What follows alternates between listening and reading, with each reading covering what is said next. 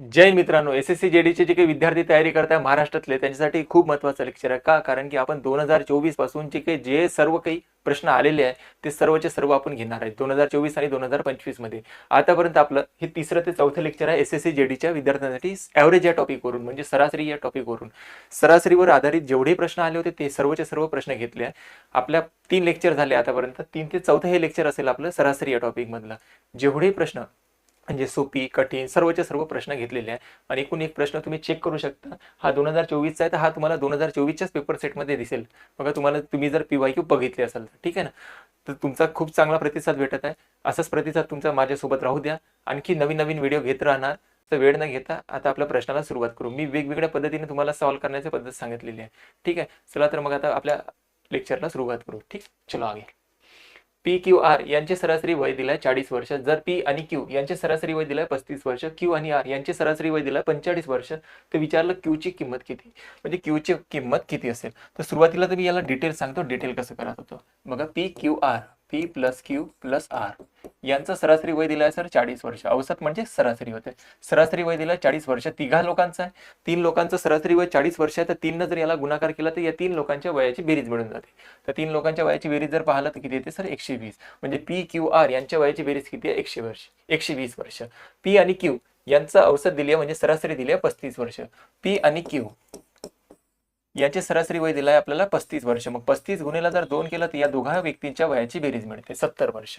Q आणि R यांचं सरासरी वय दिलं आपल्याला 45 वर्ष. मग 45 गुणिला जर 2 केलं तर या दोन व्यक्तींच्या वयांची बेरीज भेटली, बरोबर ना. आता जर आपण यांची बेरीज केली तर काय होणार, हा P येणार सर आणि इथे हा Q 2 वेळा आलाय तर मग 2Q प्लस R बरोबर. यांची बेरीज केली तर किती येते बेटा 160 येते.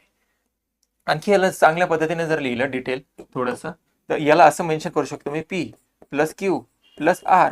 हा जो काही 2Q आहे ना, तर हा दुसरा Q या बाजूने मेन्शन करतो, बरोबर आहे 160. या चौघा लोकांच्या वयाची बेरीज किती आहे सर 160. तुम्ही असं का लिहिलं, कारण की आपल्याला PQR यांची किंमत किती दिली आहे 120. तर PQR याची किंमत आहे सर 120 आणि आपल्याला Q ची किंमत शोधायची होती, बरोबर आहे 160. या 3 लोकांच्या वयाची बेरीज 120 आहे. Q ची किंमत माहित नाही, आता 120 त्या बाजूने जाणार तर Q बरोबर किती येते सर, Q बरोबर येते आपल्याला 40. Q ची किंमत किती येणार 40 वर्ष. तर 40 वर्ष आपल्या प्रश्नाचं उत्तर आहे. हे झालं त्याचं डिटेल.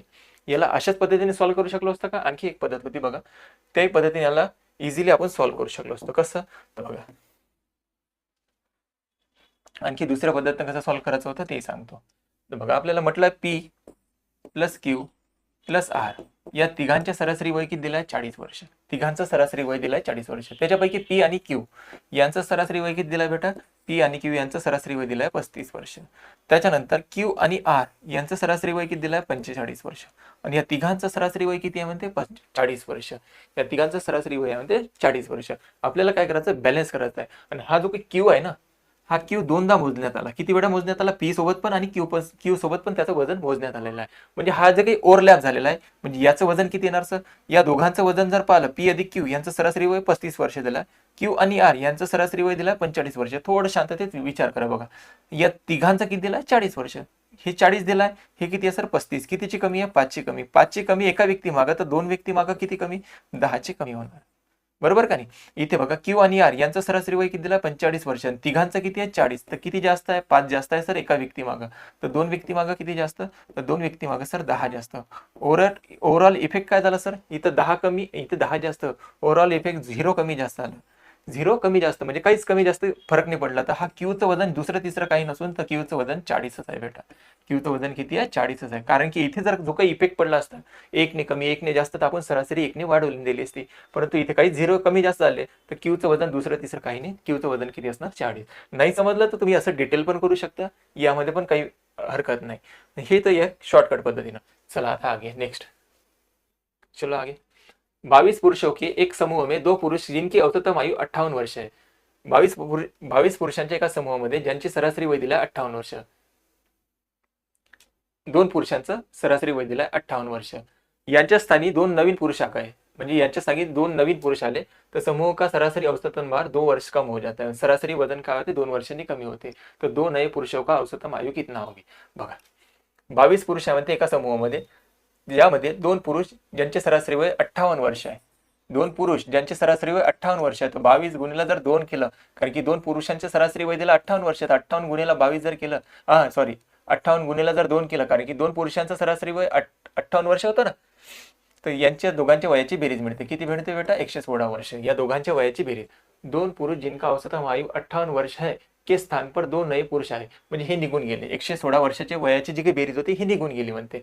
त्याच्या जागी दोन नवीन पुरुष आले, त्यामुळे औसतम आयु 2 वर्ष कम हुई. म्हणजे सरासरी वय काय झालं म्हणते? 2 वर्षाने कमी झालं. दोन निघून गेल्यानंतर सरासरी वय 2 वर्षाने कमी झाले. त्याच्या जागी एक दोन नवीन पण आले. मग 22 व्यक्ती मागे 2-2 वर्ष कमी झाले असेल तर टोटल किती कमी होणार सर? टोटल कमी होणार 44 वर्षाची. बरोबर का नाही? टोटल कमी होणार 44 हो जाती है. तर नए पुरुषों की औसतम आयु 44 कमी होऊन जाणार. ते 116 वर्षाचे गेले, त्याच्या जागी 44 वर्ष कमी झाले. म्हणजे जो काही आला असेल तो साहजिकच आहे या 116 पेक्षा काय असेल? कमी वयाचा असेल. ते 116 पेक्षा कमी वयाचा असेल. म्हणजे जो काही आलेला आहे सर त्याचं वय किती आहे? जो आलेला आहे व्यक्ती त्याचं वयांची जर बेरीज पाहिले, आलेले जे काही दोन नवीन व्यक्ती असेल त्यांच्या वयाची बेरीज किती असणार सर? 72 वर्ष. त्यांच्या वयाची बेरीज किती असणार? 72 वर्ष. परंतु आपल्याला विचारलं ते आलेले व्यक्ती जे काही त्यांच्या वयाची सरासरी सांगा. तर दोन व्यक्तीच्या वयाची बेरीज 72 वर्ष आहे, तर त्यांचं सरासरी वय किती असेल बेटा?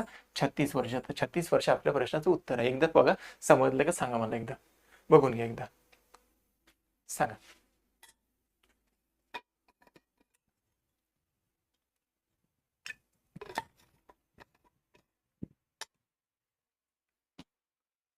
बघा, नाही तर नाही समजलं असेल परत एकदा सांगतो.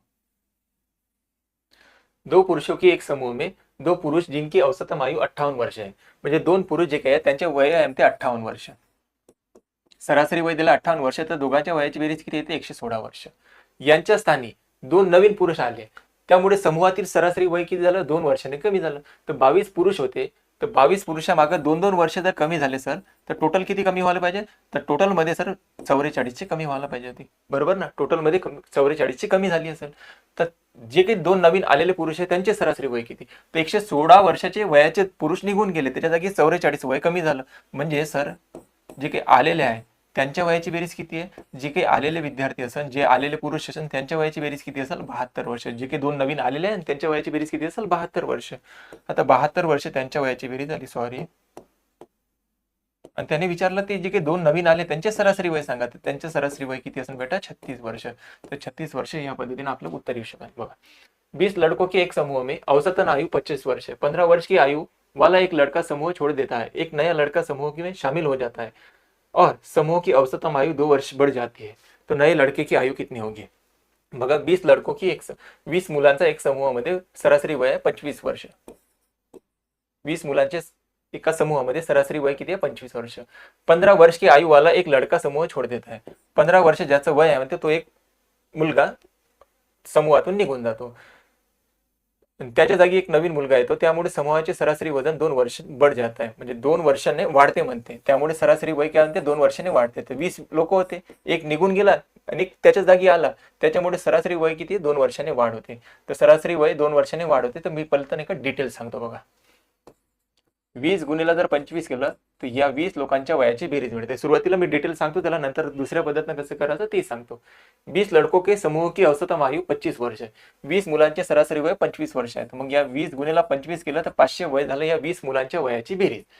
15 वर्ष की आयु वाला एक लड़का समूह छोड़ देता है और नया लड़का समूह में शामिल हो जाता है, तो समूह का औसतम आयु 2 वर्ष बढ़ जाता है. आता एक मुलगा निघून गेला, त्याच्या जागी एक नवीन मुलगा पण आला, म्हणजे आताही 20च मुलं आहे, परंतु सरासरी वय म्हणजे 2 वर्षाने वाढते. जे सुरुवातीला सरासरी वय होतं 25, त्याच्यामध्ये 2 वर्षाची वाढ होते. म्हणजे आता किती झालं? 27 वर्ष. आता किती झालं? 27 वर्ष. 27 गुणिला 20 म्हटलं तर किती होते? 540 वर्ष. परंतु याच्यातून 15 वर्षाचा निघून गेला, सुरुवातीच्या याच्यामधून 15 वर्षाचा निघून गेला, तर आता त्यांच्या वयाची बेरीज जर पाहिलं तर किती बेटा? 540 आहे. सॉरी, 540 आहे. आणि 500 मधून जर 15 वर्षाचा निघून गेला तर त्यांच्या वयाची बेरीज किती राहिली असेल शिल्लक? 485. 485. आता 485 जर आताच्या वयाच्या बेरजेमधून जर मायनस केले तर जो काही नवीन आलेला असेल, अरे यार, जो काही नवीन आलेला विद्यार्थी असेल, जो काही नवीन आलेला मुलगा असेल, काय झालं याला? नवीन आलेला विद्यार्थी असेल त्यांच्या वयाची त्याचं वय मिळून जाणार बघा. 10 मधून 5 मायनस झाले तर 5 राहणार, हातचा परत दिला. 14 मधून जर 9 मायनस झाले किती राहते? 5 राहते, हातचा परत दिला. जो काही नवीन आलेला मुलगा त्याच्या वयाची बेरीज, त्याचं वय किती असेल सर? 55 वर्षाचं. हे तर झालं त्याचं डिटेल. हे झालं त्याचं डिटेल. तर याला आणखी दुसऱ्या पद्धतीनं कसं करू शकलो असतो तर बघा, हे त्याचा डिटेल होता.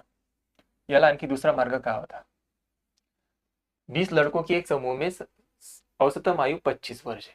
15 वर्ष आयु वाला लड़का समूह छोडकर देता है. 15 वर्षाचा मुलगा एक समूह सोडून निघून गेला. त्याच्या जागी एक नवीन मुलगा आला. त्याच्या जागी म्हणते एक नवीन मुलगा आला. बरोबर. तर सरासरी वय 2 वर्षाने वाढ झाली. सरासरी वय 2 वर्षाने वाढ झाली. तर 20 मुलामागे प्रत्येकामध्ये 2-2 ची वाढ होणार आहे सर.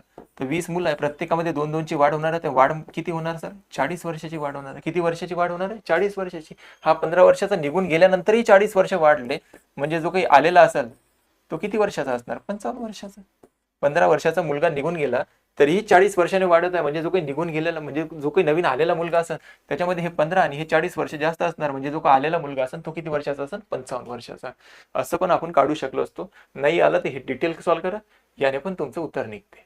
ठीक है. 17 संख्याओं का औसत 47 है, म्हणजे 47 है. यदि प्रत्येक संख्या को 6 से गुना किया जाए तो नया औसत ज्ञात कीजिए. आता कालही सांगितलं होतं मी, मागच्या लेक्चरमध्ये सांगितलं, प्रत्येक संख्येमध्ये जर 6 ने वाढ केली, प्रत्येक संख्येमध्ये जर 6 ने कमी केली तर सरासरीमध्ये पण तेवढाच इफेक्ट पडतो. आता इथे तेच झालं आपलं. 17 संख्याओं का औसत 47 है. 17 संख्येची सरासरी 47 दिली आहे. यदि प्रत्येक संख्या को 6 से गुना कर दिया. आता प्रत्येक संख्येला समजा जर आपण प्रत्येक संख्येमध्ये x वाढ केली तर सर सरासरीमध्ये पण x चीच वाढ होते. समजा जर आपण प्रत्येक संख्येमध्ये x कमी करत आलो तर सरासरी पण जो काही सरासरी होती ते सरासरी x ने कमी होते. लक्षात ठेवा. जर आपण प्रत्येक संख्येला x ने गुणाकार केला तर आपल्याला सरासरीला गुणेला पण xच करावं लागेल. जर आपण प्रत्येक संख्येला x ने भागत आलो तर सरासरीला पण आपल्याला x नाच भाग द्यावा लागेल. म्हणजे असा इफेक्ट पडते. x मिळवत गेलो तर सरासरीमध्ये पण x ची वाढ होणार. x ने कमी करत गेलं तर सरासरीमध्ये पण x ची कमी होणार. आणि x ने जर गुणाकार करत आलो तर सरासरी गुणेला x करावं लागेल. तर हेच बेसिक आता आपल्याला इथं अप्लाय करायचं आहे बघा. 17 संख्याओं का औसत 47. यदि प्रत्येक संख्या को 6 से गुना किया जाए, म्हणजे प्रत्येक संख्येला 6 ने गुणाकार केला तर सरासरी किती होणार? सरासरी दिली आहे 47. 47 गुणेला 6 करा, नवीन संख्यांची सरासरी मिळून जाते बघा. 6 7 42, हातचे आले 4, 7 6 चोक 24, 24 आणि 4 किती होते? 24 आणि 4 28 होते. नवीन संख्यांची सरासरी किती असेल? 282. 282 आपल्या प्रश्नाचं एकदम करेक्ट उत्तर आहे. 25 क्रमागत प्राकृत संख्याओं में अंतिम 13 संख्याओं का औसत 39 है. सभी 25 संख्याओं का औसत कितना होगा? 25 क्रमागत, प्राकृत म्हणजे काय होते? क्रमागत नैसर्गिक संख्या. 25 क्रमागत संख्यांची सरासरी, म्हणजे 25 क्रमागत संख्यांमध्ये अंतिम म्हणजे शेवटच्या 13 संख्याओं का औसत 39, म्हणजे शेवटच्या 13 संख्यांची सरासरी 39 आहे. तर विचारलं आपल्याला 25 ही संख्यांची सरासरी किती? तर बघा, माना इमॅजिन करा की मानलं आपण हे 25 संख्या आहे, त्याच्यामध्ये म्हणते शेवटच्या 13, ह्या 25 नंबर आहे. किती नंबर आहे बेटा? 25. n म्हणजे काय? तर नंबर. 25 नंबर आहे. त्याच्यामध्ये शेवटच्या 13 म्हणजे इथून मानून घ्या आपण ह्या शेवटच्या 13 आहे असं मानत आहे आपण. काय? शेवटच्या 13. आता शेवटच्या 13 तर सरासरी मधले म्हणजे काय असते? मधली संख्या. सरासरी म्हणजे काय होते? मधली संख्या. मधली म्हणजे सेंटरवाली संख्या. आता मला सांगा, या 25 संख्या आणखी एक बेटर वेनं समजवतो बघा. मानलं आपण असं गृहीत धरलं की ह्यात 25 संख्या आहे. अरे रुक जा. मानलं आपण 25 संख्या आहे. सर याचं सेंटर सांगा काय? तर तुम्ही म्हणा सर या बाजूनं 12, या बाजूनं 12, तर हे येणार याचं सेंटर. कारण की मधली संख्या काय असते? सरासरी असते, ॲव्हरेज असते. तर या बाजूनं किती संख्या आहे सर? 12. आणि या बाजूनं किती संख्या आहे सर? 12. ठीक आहे. तर ही मधली जी काही संख्या आहे 13व्या क्रमांकाची, ही आहे याचं सेंटर. हे काय? 13वी संख्या. 13वी संख्या लक्षात ठेवायचं. 13वी संख्या ही आहे याचं सेंटर 25 संख्यांचं. परंतु त्याने म्हटलं शेवटच्या 13 संख्या. आता या बाजूने ही संख्या जर पडली, ही संख्या सोडली, तर या बाजूने किती संख्या सर? 12 संख्या आहे. किती संख्या? 12 संख्या आहे. आणि ही 13वी संख्या. आता त्याने काय म्हटलं? अंतिम 13. अंतिम 13 म्हणजे काय म्हणत आहे बेटा? अंतिम 13 म्हणजे म्हणत आहे तो इथून म्हणत आहे अंतिम 13. आता या अंतिम 13 संख्येचं सेंटर काय ना? अंतिम 13 संख्येचं सेंटर काढायचं आहे सर. तर याच्यामध्ये 1 प्लस करा आणि भागीला 2 करून घ्या, म्हणजे आपल्याला सेंटरची संख्या भेटते मधातली.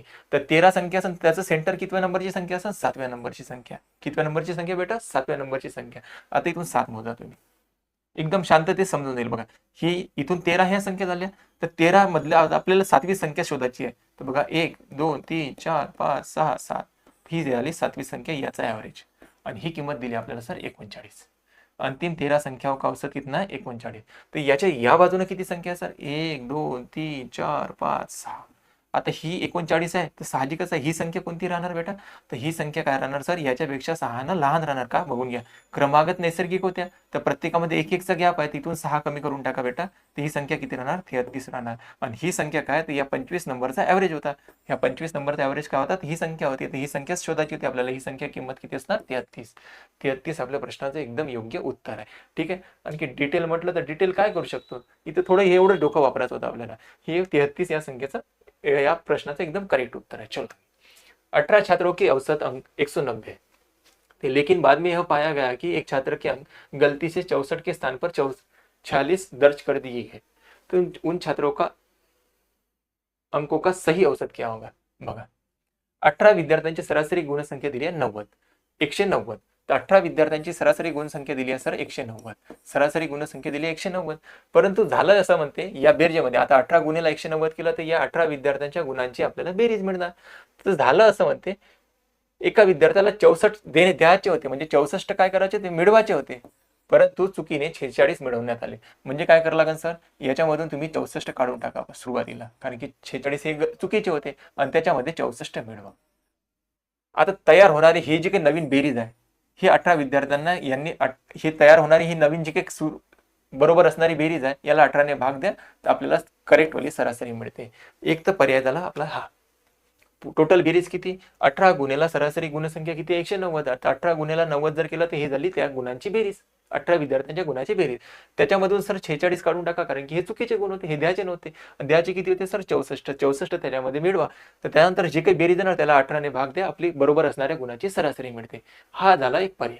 दुसरा काय पर्याय असता सर, तर बघा सरासरी गुणसंख्या किती होती, 190 होती. 18 विद्यार्थ्यांची किती होती, 18 विद्यार्थ्यांची 18 विद्यार्थ्यांची सरासरी गुणसंख्या 190 होती. 190 होती, परंतु एका विद्यार्थ्याला 64 द्यायचे होते, प्लस करायचे होते, परंतु मिळवण्यात किती आले, 46 गुण मिळवण्यात आले. म्हणजे याच्यामध्ये किती सर जास्त मिळवायचे गुण, म्हणजे प्लस किती करायचे गुण, तो विचार करा. याच्यामध्ये किती प्लस करायचे, तर 14 मधून जर 6 मायनस झाले बेटा तर राहते 8, आणि इथे हातचा परत दिला, 6 मधून जर 5 मायनस झाले तर 1, म्हणजे सर 18 गुण वाढवायचे. 18 गुण काय करायला लागेल, बेरजेमध्ये ऍड करायला लागेल. 18 गुण जास्तीचे द्यायला लागेल. तर 18 गुण जास्त द्यायला लागेल. किती विद्यार्थ्या मागे सर, तर 18 गुण जास्त द्यायला लागेल 18 विद्यार्थ्या मागे. असं तर करणार नाही, एका विद्यार्थ्याचा पेपर पकडून त्याच्यात 18 गुण टाकून देणार नाही, करणार. ते जे काही 18 वाढलेले आहे, 18 गुण वाढले हे प्रत्येक विद्यार्थ्या मागे लागणार, म्हणजे प्रत्येक विद्यार्थ्याला वाटल्या जाणार. तर 18 विद्यार्थी होते सर, तर प्रत्येकाला 18 गुण म्हणजे 18 गुण वाटायचे 18 विद्यार्थ्या मागे, तर एकामध्ये कितीची वाढ, म्हणजे ऍव्हरेज किती वाढन, तर सर ऍव्हरेज वाढन एकाने. म्हणजे नवीन ऍव्हरेज किती होणार सर, 191. बरोबर असणाऱ्या गुणांची सरासरी किती असेल, 191. 191 आपल्या प्रश्नाचं एकदम करेक्ट उत्तर आहे. ठीक आहे, चलो आगे. सेम त्याच कैटेगरीतला हा प्रश्न है. 50 प्रेक्षणों का औसत 23 निकाला गया. उन प्रेक्षणों में 3 प्रेक्षण 19, 33, 67 को गलती से 30, 38, 69 मान लिया गया था. प्रेक्षणों का सही औसत कितना होगा, बघा. प्रेक्षण म्हणजे एखादे प्रयोग वगैरे असं. 50 प्रयोगांची सरासरी मध्ये 23 आहे. तर बरोबर म्हणजे डिटेल जर करायचं असतं तर कसं केलं असतं आपण सर, तर 50 गुणिले करा 23, हे झाली 50 निकालांची बेरीज. याच्यामध्ये काय झालं, 3 प्रेक्षण 19, 29 गलती से, म्हणजे हे 3 जे काही होते 19 गुण 33 आणि 66 हे चुकीचे होते, गलती से. याच्या जागी गलती से 30, 38, 69 मान लिया गया. परंतु हे मिळवायचे होते, याच्या जागी काय मिळवण्यात आले, 30. इथे लिहितो, नाही तर बघा डिटेल करायचं असतं तर असं झालं असतं, 50 गुणेला 23. 50 प्रेक्षण होते, प्रेक्षणों को औसत किती दिलाय, 23 दिलाय. तर 50 गुणेला 23 केलं तर हे झाली यांची बेरीज.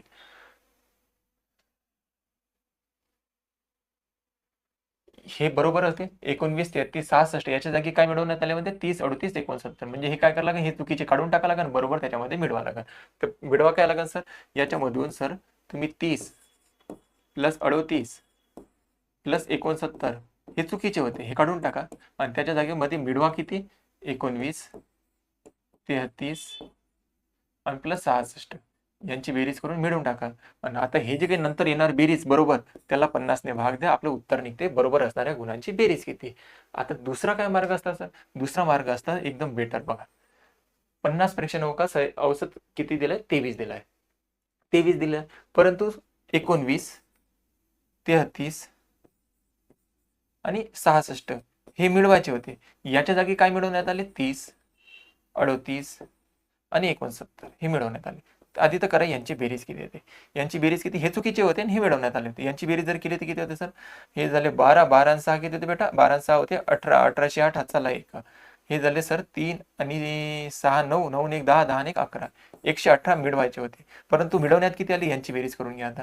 हे 17 7 हातचा 1, हे होते 6 आणि 6 12 आणि 1 13, 137. या दोघांमध्ये फरक काय, हे काय होते चुकीचे होते आणि हे काय होते ऍड करायचे होते.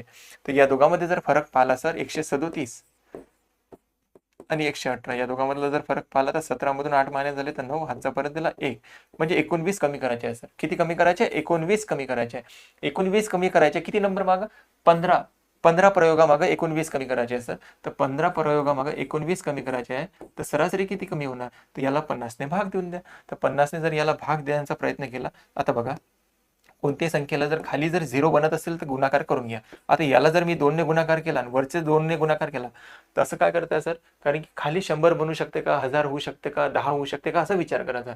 तर 50 गुणिला जर 2 केलं तर किती होते बेटा, 50 गुणिला 2 म्हटलं तर होते 100, आणि वरतं जर 2 न गुणाकार केला तर किती होणार, 38, म्हणजे 0.38 येणार, 0.38 ची कमी होणार. तर ॲव्हरेज होता किती सर, 23 होता, 23 ॲव्हरेज होता, त्याच्यामध्ये 0.38 आता ॲव्हरेज कमी होणार आहे. म्हणजे नवीन ॲव्हरेज किती होणार बेटा, तर इथं राहते 2, हातचा परत दिला, इथं राहणार 6, हातचा परत दिला, इथं राहणार बेटा 2, 2, म्हणजे 22.66, 22.62. नवीन ॲव्हरेज किती होणार, 22.62. 22.62 आपल्या प्रश्नाचं एकदम योग्य उत्तर राहणार. तुम्हाला जर डिटेल करायचं आहे तर डिटेल तुम्ही अशा पद्धतीने करू शकता, याला सॉल्व्ह करू. तर हे डिटेल झालं, हे झालं त्याचं शॉर्ट. बघा आणखी दुसरी काही मेथड असते का सर, तुम्ही याच्यामधला डिफरन्सेस जरी घेतला असता ना तरी चाललं असतं. बघा आणखी काय करू शकलो असतो याच्यामध्ये, आणखी तुम्हाला इथे आणखी एक वेळ वाचला असता. कसा, तर बघा आणखी कसा वेळ वाचू शकला असता, सर्व आपल्याला हिट अँड ट्राय करून पाहावं लागेल. आणखी काय वेळ वाचू शकलो असतो आपण, तर आणखी वेळ वाचू शकलो असतो सर. बघा इथं हे काय होते बरोबर होते आणि हे होते चुकीचे. तर या दोघांमध्ये डिफरन्स किती येते सर, या दोघांमध्ये जर डिफरन्स पाहिला तर 11, 11 काय झाले, 11 वाढले, 11ची वाढ. या दोघांमध्ये जर पाहिलं तर सर किती वाढ झाली, तर या दोघांमध्ये जर पाहिलं सर 5ची वाढ आहे.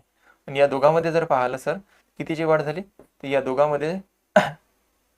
दोघांमध्ये जर पाहिलं तर आपण किती वाढ आहे, 3 वाढ आहे, बरोबर ना.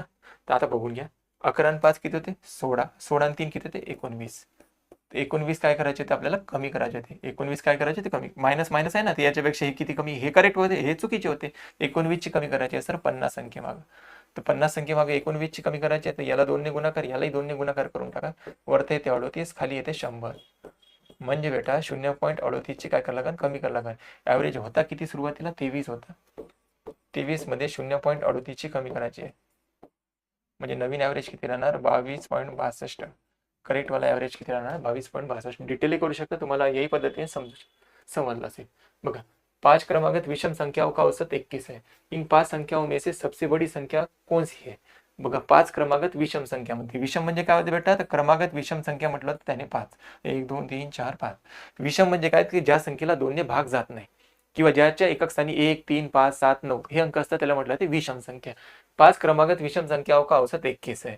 21 आहे म्हणजे मधली संख्या किती आहे, म्हणते 21.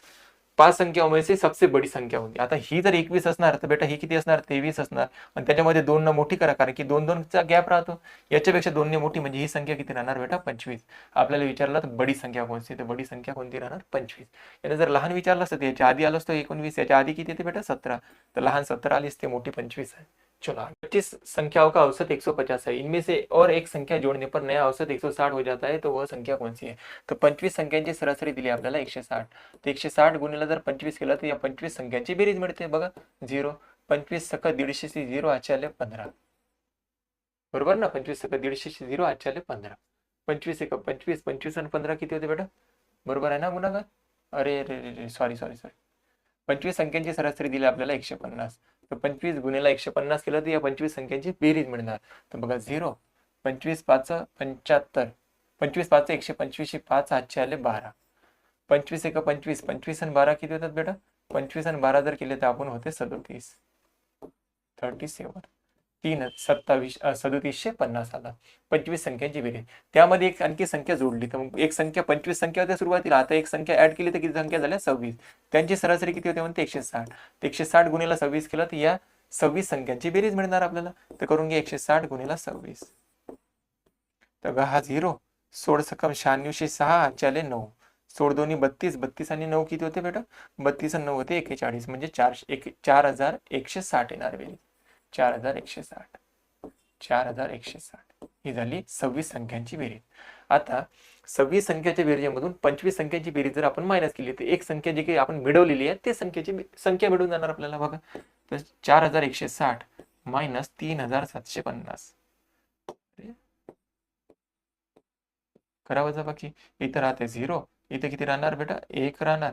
17 मधून जर 11 मधून जर 7 मायनस झाले किती राहते? 4. हाचा परत दिला, म्हणजे जे काही मिळवलेली संख्या ती किती आहे बेटा?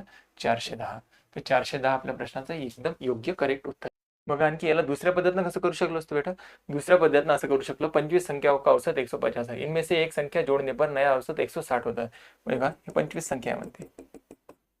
25 संख्यामध्ये एक संख्या ऍड केली आपण, मानलं ही संख्या ऍड केली, ही संख्या हे एक नंबर ऍड केला.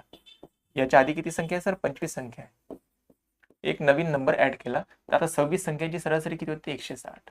किती होती बेटा? 160. तर बघा, ह्या जे काही 25 संख्या होत्या यांची सरासरी किती दिली आपल्याला? या 25 नंबरची सरासरी दिली आहे सर 150. सर्वांची नंबर म्हणजे एक नंबर ही 25 संख्या आणि हा एक नंबर ऍड केल्यानंतर सरासरी किती होते म्हणते? 160 होते म्हणते.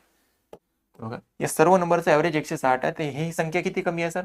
या सरासरीपेक्षा सर ही संख्या 10 ने कमी आहे. कितीने कमी आहे बेटा? 10 ने कमी आहे. तर 10 कमी आहे एका नंबर मागं, तर 25 नंबर मागं किती कमी राहणार? तर 25 नंबर मागं सर 250 कमी राहणार. तर 25 नंबर मागं 250 कमी झाले, तिथे काय करावं लागेल आपल्याला? 0 येण्यासाठी 250 ची वाढ करावं लागेल का? कारण की ती 250 कमी, तर 250 वाढ करावं लागेल. म्हणजे ही जी काही नंबर आहे, हा जो काही नवीन आलेला नंबर आहे, हा 250 ने जास्त असणार. म्हणजे सरासरी होती सर 160 आणि त्याच्यापेक्षा 250 ने तो जास्त असणार त्याची किंमत. म्हणजे त्याची किंमत किती असणार बेटा? त्याची किंमत 410 असणार. नवीन संख्येची किंमत किती? 410. आपण याही पद्धतीने उत्तर काढू शकलो असतो. ठीक आहे, याही पद्धतीने उत्तर काढू शकलो असतो. ठीक आहे मित्रांनो, तर या प्रश्नाचं आता उत्तर तुम्हाला कमेंट करायचं आहे मित्रांनो. आजचं लेक्चर आपण इथेच थांबू. या प्रश्नाचं उत्तर आता मला सांगा कमेंट बॉक्समध्ये, तुम्ही सांगू शकता. ठीक आहे, तुम्हाला लेक्चर कसं वाटलं तर नेहमी कमेंट बॉक्समध्ये तुम्ही तुमची प्रतिक्रिया कळवत राहा. ठीक आहे, भेटू पुढच्या लेक्चरमध्ये. तोपर्यंत जय हिंद.